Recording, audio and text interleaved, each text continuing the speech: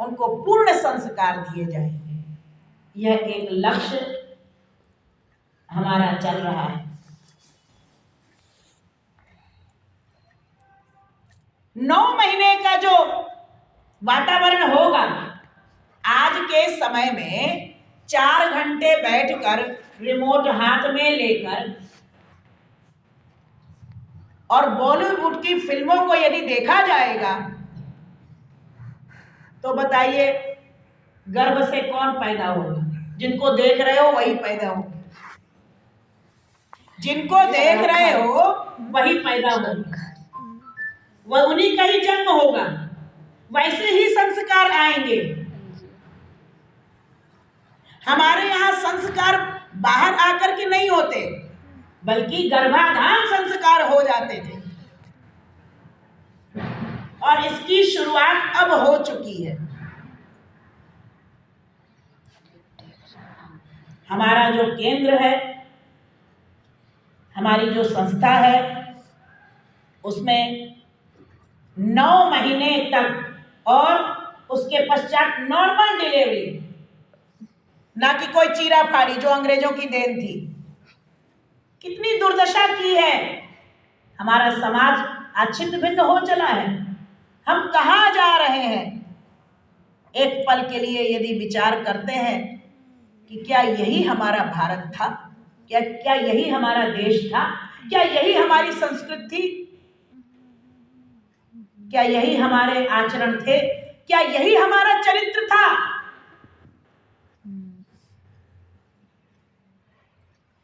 मनुष्य का जीवन क्यों है, किस लिए है, क्या कर रहे हैं, क्या करना है, कहाँ जाएंगे, ये मात्र और मात्र हमारी सनातन संस्कृति ही सिखाती है।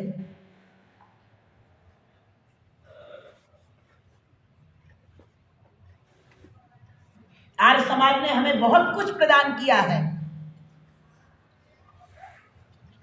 एक क्रांतिकारी विचार जब रखे नारी उत्थान की, तो उसमें भी हमारे स्वामी जी को बहुत जूझना पड़ा, बहुत संघर्ष करना पड़ा। जहां प्रशंसक होते हैं वहां आलोचक पहले खड़े हो जाते हैं, ये तो सबको सर्वविदित है।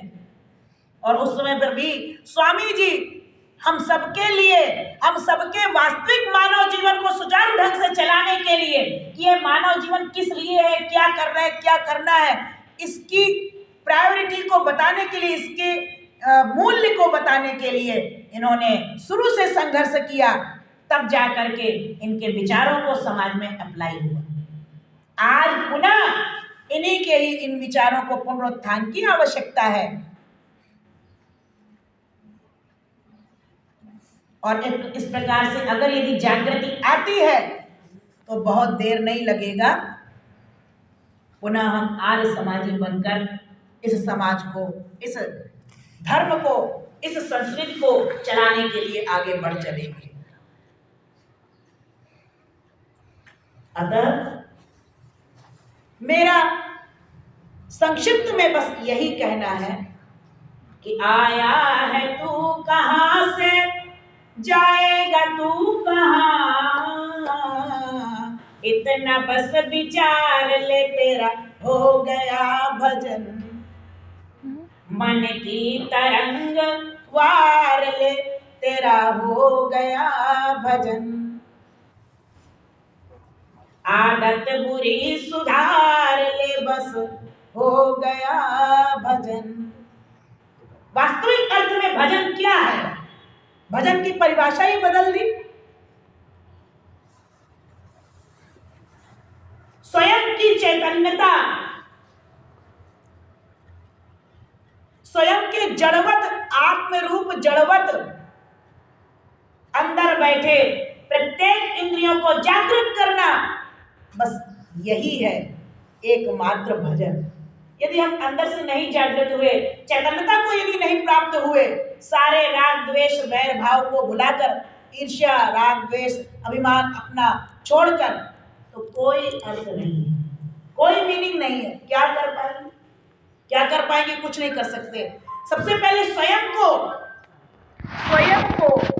अंदर से जागृत करना है। हम क्यों अधीन होंगे काम, क्रोध, लोभ, मोह, राग, द्वेष, मद मत्सर, अभिमान?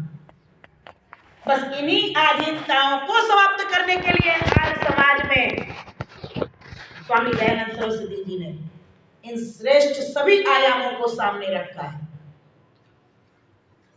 हमने बहुत छोटे में पढ़ा था दयानंद सरस्वती जी की जीवनी को, उनके परिचय को। आज मैं बोल रही हूं तो मुझे बहुत कुछ स्मरण आ रहा है।